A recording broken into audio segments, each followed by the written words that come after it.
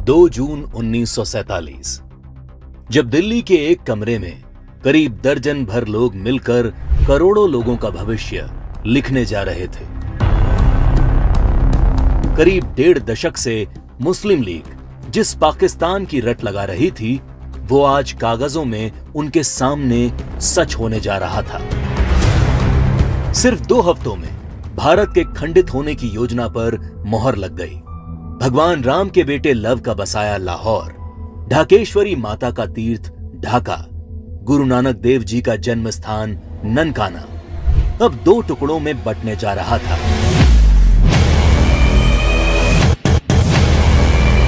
और अगर कोई इस विभाजन की योजना से अनभिज्ञ था तो वो थी भारत की मासूम और निर्दोष जनता, जिस पर यह विभाजन कहर बनकर टूटने वाला था।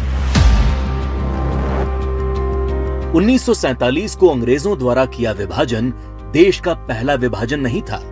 अंग्रेज इससे पहले 1905 में भी बंगाल का विभाजन कर चुके थे, लेकिन उस विभाजन का पहले बंगाल में और फिर पूरे देश में इतना मुखर विरोध हुआ कि अंग्रेजों को 1911 में अपना फैसला वापस लेना पड़ा था।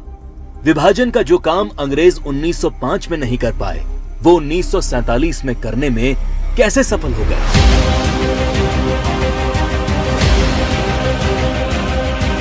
तो जो बात 1905 के बंगाल को 1947 के भारत से अलग बनाती है, वो है कांग्रेस पार्टी, मुस्लिम लीग और भारतीय कम्युनिस्ट। 1905 में बंगाल विभाजन के विरोध के बीच ही 1906 में मुस्लिम लीग का जन्म संयुक्त बंगाल के ढाका में हुआ।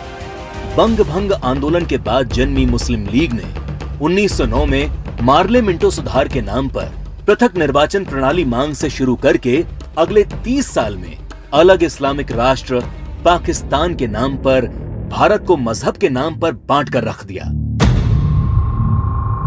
1920 के तुर्की के खलीफा के समर्थन में चलाए गए कांग्रेस के खिलाफत आंदोलन ने मुस्लिम कट्टरपंथियों को यकीन दिला दिया कि वे अपनी गैर जरूरी मांग पर भी कांग्रेस के नेतृत्व को मना सकते हैं। इसके बाद 1930 में अल्लामा इकबाल ने पहली बार मुस्लिम लीग के अधिवेशन में अलग इस्लामिक राष्ट्र की रूपरेखा रखी।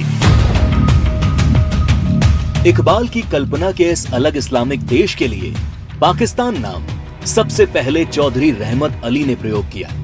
जब 1933 के तीसरे गोलमेज सम्मेलन में चौधरी रहमत अली ने पाकिस्तान अभी नहीं तो कभी नहीं नाम के पर्चे बांटे और करीब 7 साल बाद 1940 में लाहौर अधिवेशन में मुस्लिम लीग ने पहली बार पाकिस्तान नाम के अलग इस्लामिक देश का प्रस्ताव पास किया और 1947 में 10 लाख लोगों की लाश पर चढ़कर एक अलग इस्लामिक देश बना लिया।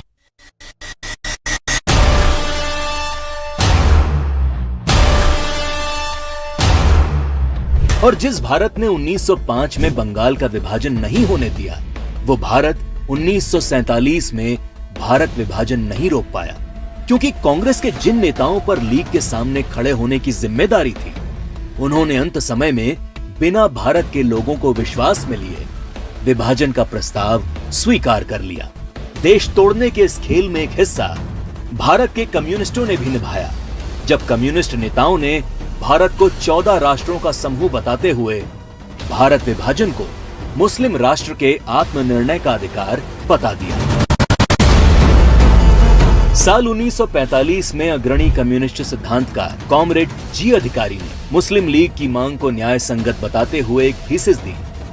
उनके शब्दों में 1940 से कम्युनिस्ट पार्टी ने यह देखना शुरू कर दिया कि तथाकथित सांप्रदायिक समस्या वास्तव में बढ़ती राष्ट्रीयताओं की समस्या है, जिसे आत्मनिर्णय के अधिकार के माध्यम से हल किया जा सकता है। यदि हम इसके प्रगतिशील सार को देखें तो पाकिस्तान की मांग वास्तव में पंजाब, पठान, सिंध, बलूचिस्तान और पूर्वी प्रांतों की मुस्लिम राष्ट्रीयताओं के क्षेत्रों के आत्मनिर्णय के अधिकार की मांग है। जब देश का विभाजन हकीकत बनना तय हो गया, तब सर रेडक्लिफ को भारत और पाकिस्तान की सरहद तय करने की जिम्मेदारी सौंपी गई। रेडक्लिफ इससे पहले कभी भारत नहीं आए थे। उन्हें भारत की सांस्कृतिक विरासत, सभ्यता, मूल्यों, तीर्थों के विषय में कोई जानकारी नहीं थी। 3 सप्ताह में तय कर लिया गया कि कौन सा हिस्सा पाकिस्तान कहलाएगा और कौन सा हिस्सा हिंदुस्तान।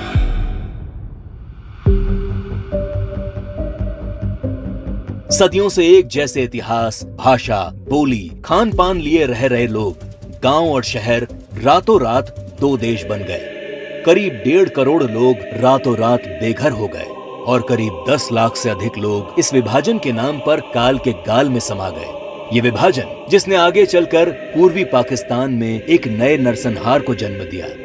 शहर के शहर रातों रात खंडर में बदल गए। शहर दर शहर दंगे और आगजनी शुरू हो गई। वो लोग जो हवेलियों में रहते थे वो अब रातों रात रिफ्यूजी बन चुके थे। अपना सब कुछ लुटाकर लोग सड़ी गर्मी और बरसात में मीलों तक फैले काफिले हजारों की तादाद में अपनी जान बचाकर चले आ रहे थे। सबसे बुरा हाल महिलाओं का हुआ, जिन्हें इस विभाजन की सबसे क्रूर कीमत चुकानी पड़ी। सैकड़ों महिलाओं का अपहरण और बलात्कार किया गया।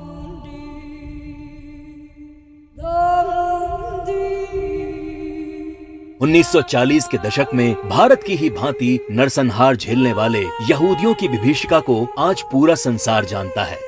27 जनवरी को आज पूरा विश्व होलोकास्ट दिवस के तौर पर मनाता है।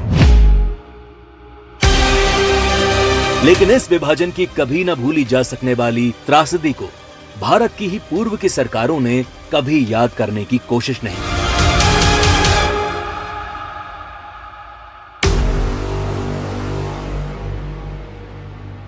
विभाजन विभीषिका दिवस 14 अगस्त का दिन विभाजन विभीषिका का स्मरण करने का दिन है। 14 अगस्त का दिन अटल जी की इन पंक्तियों को दोहराने का दिन है। सिंदूर नहीं खंडित भारत को पुनः अखंड बनाएंगे, गिलगित से गारो पर्वत तक आजादी पर्व मनाएंगे। उस स्वर्ण दिवस के लिए आज से कमर कसें, बलिदान करें।